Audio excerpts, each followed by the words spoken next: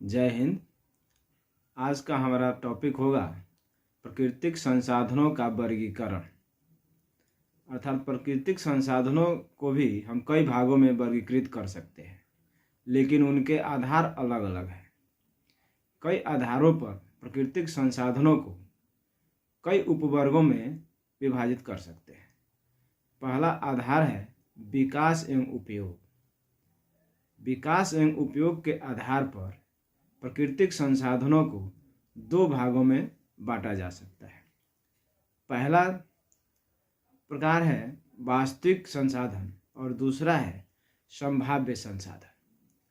वास्तविक संसाधन से हमारा तात्पर्य ऐसे संसाधन से है जिसकी मात्रा ज्ञात है और वर्तमान में हम उसका उपयोग कर रहे हैं।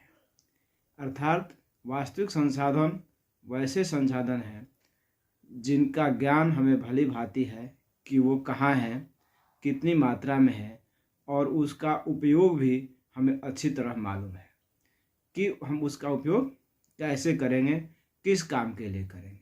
उदाहरण के लिए झारखंड का अवरक एक निश्चित मात्रा में है और उसका उपयोग हम भली भांति जानते हैं।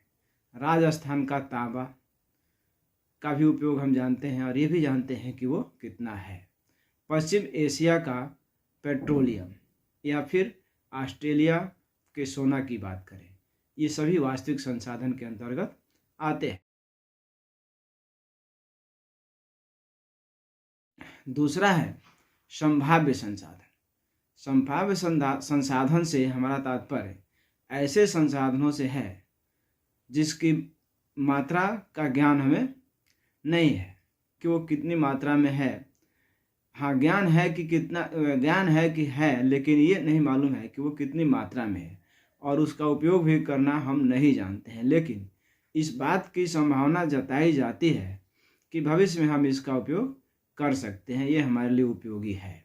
जैसे केरल में मिलने वाला थोरियम या लद्दाख में पाया जाने वाला यूरेनियम, इसका भविष्य में हम आशा करते हैं कि भविष्य आने वाले समय में हम इसका इस्तेमाल कर सकते हैं। बिजली उत्पादन के लिए किया जा सकता है यूरेनियम और थोरियम का प्रयोग परमाणु रिएक्टरों के जरिए।